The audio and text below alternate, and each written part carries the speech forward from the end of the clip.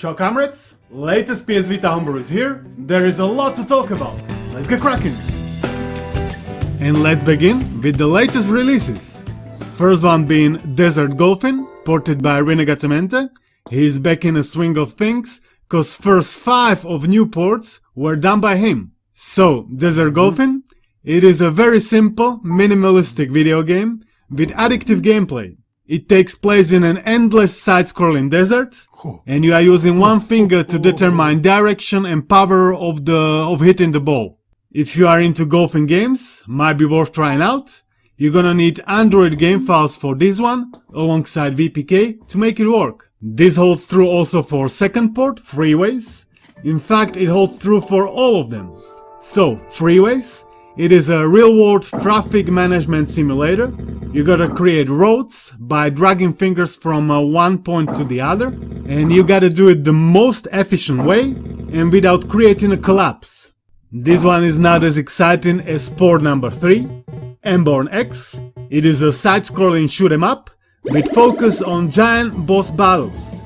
You control a girl with 3 kinds of attack. Physical controls are supported. Every time you destroy the big boss, it reborns into a bigger and stronger badass boss. Your goal is to kill as many as you can, as fast as you can. And whilst you're doing it, don't forget to like and subscribe, so YouTube algorithm knows you wanna see more homebrew, primarily old school goodness. Same like Swordigo, 4th Rinnes port. It is a solid Metroidvania action RPG puzzle platformer. You can double jump, you can slash enemies with your sword, and you can shoot them with magic ectoplasm. By killing enemies, you gain experience, level up, and upgrade your attributes. Health, attack, magic. You can also find new items and equipment that will grant you new abilities. It is a Metroidvania, so sometimes it can be a bit confusing where to go or what to do next, but at any point you can bring up map that will help you with that. Framerate is not locked, but acceptable. Definitely recommended for installation. If you need any help with setup instructions, join our Discord. Many newcomers are often confused what exactly to do, but it's very simple. You just install the VPK and put game files into UX0 data folder, but you need to put it there from your PC or smartphone first, cause you cannot download it directly into your Vita. Port number 5, RollerCoaster Tycoon Classic, where you build and manage amusement park. RCT Classic is a port of first 2 entries in the series combined into a single game. It is a touch-based game, so you control it with your fingers. Initial loading is a bit longer. Framerate can be lower, especially if you zoom out completely, but in a normal size map it is very playable. I'm not really into RollerCoaster Tycoon, I'm more into Pharaoh or Caesar, but if you are, certainly give it a shot. Some actions require really precise finger tap, but even I was able to pull it off with my big fingers. And what's more, DLC is also supported.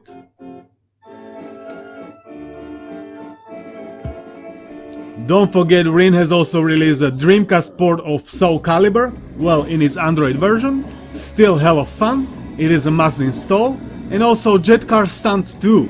We have been checking them out in previous episode. Now we are moving on to sending a huge thanks to new channel member, Leakayd, and to new Patreon, Nix. Your support is greatly appreciated, and your contribution is vital to creating these videos. I hope you do realize that. Next, we got a brand new port of Undertale Yellow. It was ported over at the Chinese part of the world and shared on our Discord. Thanks to ATSP for sharing and to Polyak for actually getting the files from Baidu. I always hate when I need to go through hoops of creating an account just to download something. So, Undertale Yellow is a fan-made prequel to the hit RPG Undertale. This game is recommended for veterans of Undertale. It contains some spoilers for the original story, alongside with a slightly higher difficulty. So it would be ideal if you're already finished the first part, but it is not necessary. And obviously huge thanks to the original creators of the game over at the Game Jolt.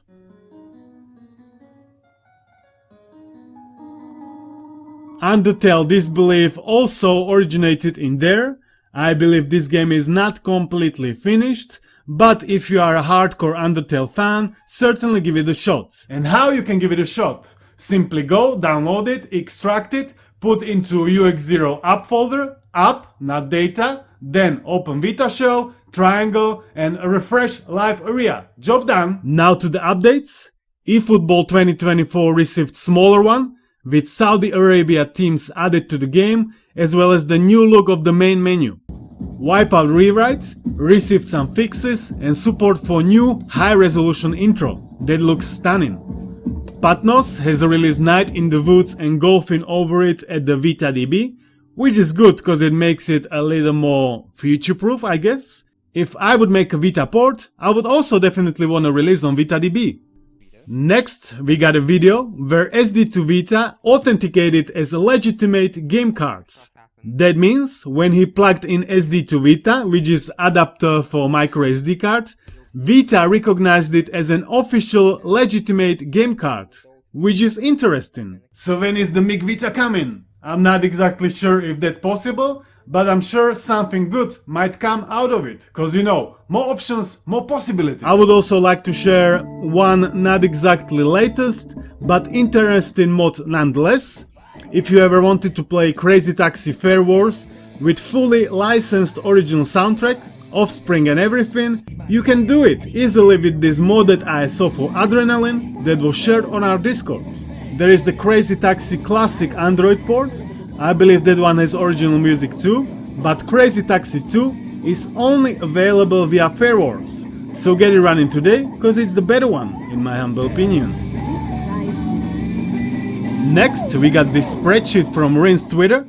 We're officially at like 63 Android ports altogether that are now playable on the Vita. Target for the end of the year is like 75. To me, it seems this can be easily achieved. On this spreadsheet, all the ports are displayed in chronological order, year by year. There were some big titles released each and every year. I still think the first year, 2021, was the biggest. We have received titles like San Andreas, Max Payne, Bully, Bad Company 2, Final Fantasy 3, 4, 5, native 3D remakes, even the Crazy Taxi Classic. Other years were solid too, but this one takes it, at least for me. Don't forget 2021 started with GTA 3 and Vice City releases, but those are not Android ports. 2024 started also very good, and I got a feeling it's gonna get even better. And at the end of the year, maybe it will be even better than 2021. I'm eager to find out.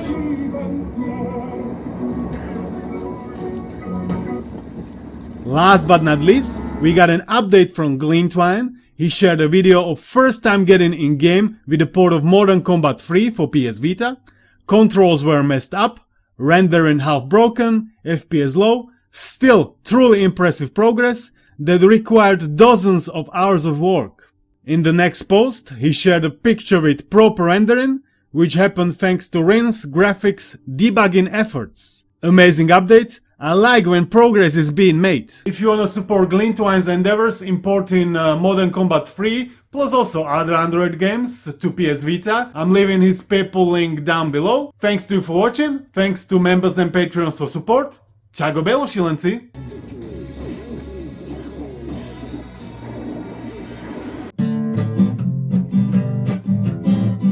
Maybe life is like a ride on the freeway, dodging bullets while you're trying to fly away. Everyone's around but no